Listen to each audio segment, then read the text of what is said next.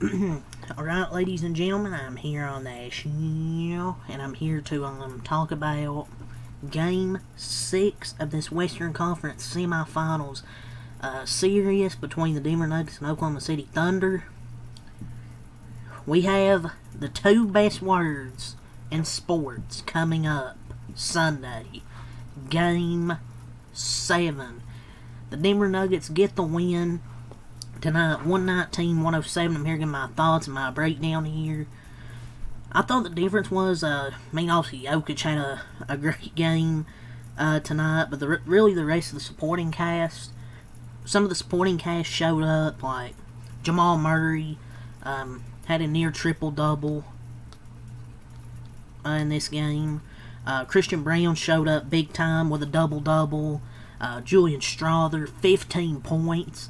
He has not played a lot for this team, but he comes off the bench tonight and scores 15 points. He had 8 points in a minute in the third quarter. That's where I think the momentum. I want to go back to the end of the first half, because I kind of think that's where the momentum shifted, and near the end of that third quarter, where the momentum completely shifted. Denver played out of their minds in the first quarter, but OKC was able to hang in there, 31-28. Then kind of a back and forth second quarter where OKC took a 12-point lead. But this is where the momentum started to flip near the end of that second quarter. Denver goes in a big, I think a 12-0 run to tie the game. OKC makes a 3 to, kind of slow down that momentum a little bit at the end of the half, but it was then a back and forth third quarter until Julian Strawther went crazy in that last minute, scoring 8 points. And then they outscored them 32-21. That's where the momentum flipped, was near the end of the first half into the third quarter. Or near the end of the third quarter. It's where the momentum flipped for the Denver Nuggets. OKC trying to make things interesting, forcing turnovers near that fourth quarter, but Denver survived. The only guy that showed up for OKC now was SGA when he wasn't in foul trouble, because he had 4 fouls in the first half. Just stupid fouls, man, but he's the only guy that showed up tonight. 32 points, 6 assists, 11 for 16, a hell efficient game when he was on the floor. Foul trouble really hurt him tonight. But yeah, Shea was the only guy that showed up really for his team.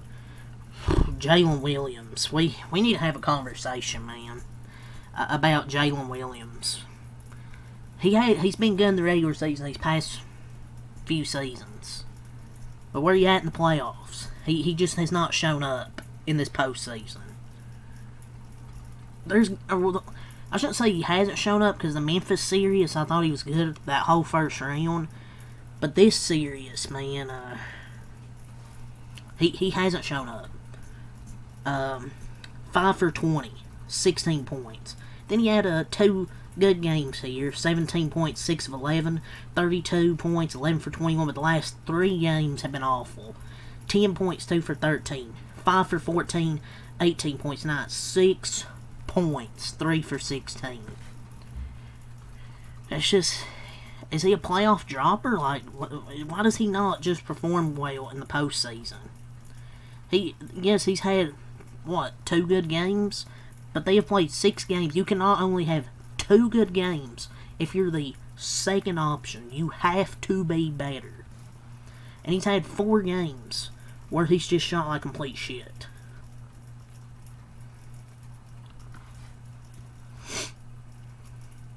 I'm just saying how it is, man. He went 0 for 8 in the second half.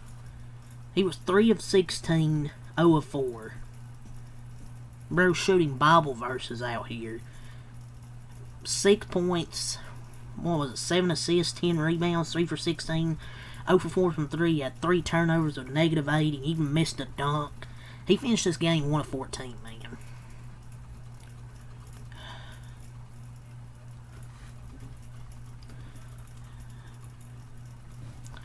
Jalen Williams shouldn't have a nickname at all. Swear, man. 47% true shooting in this series. He has been absolutely pathetic. That's what J-Dub was tonight. Shit.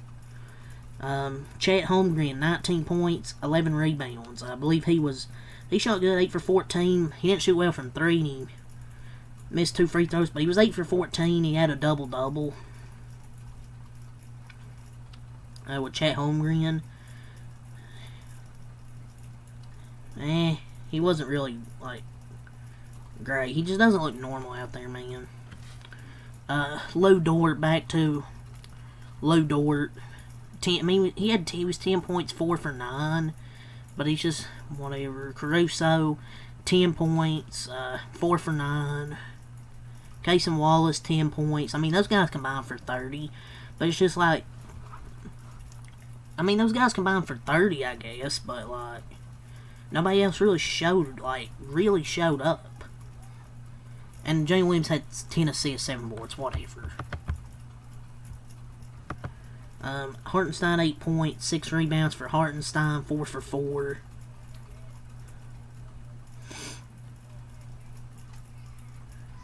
He fouls that he have.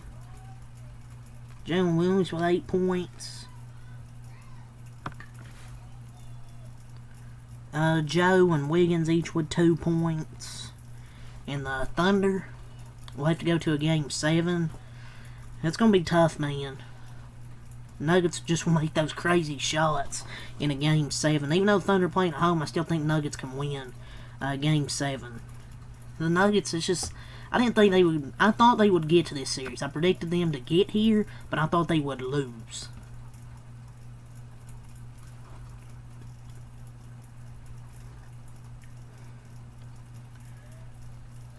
But yeah, Nuggets, great second half.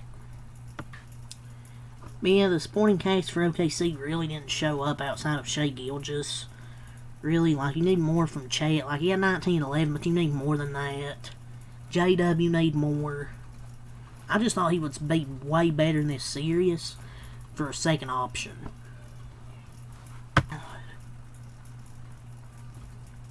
Thunder, they didn't shoot well tonight from 3. I mean, from the field, 46, but from the 3, 27.5. They were 11 for 40. Really struggled with the 3 ball.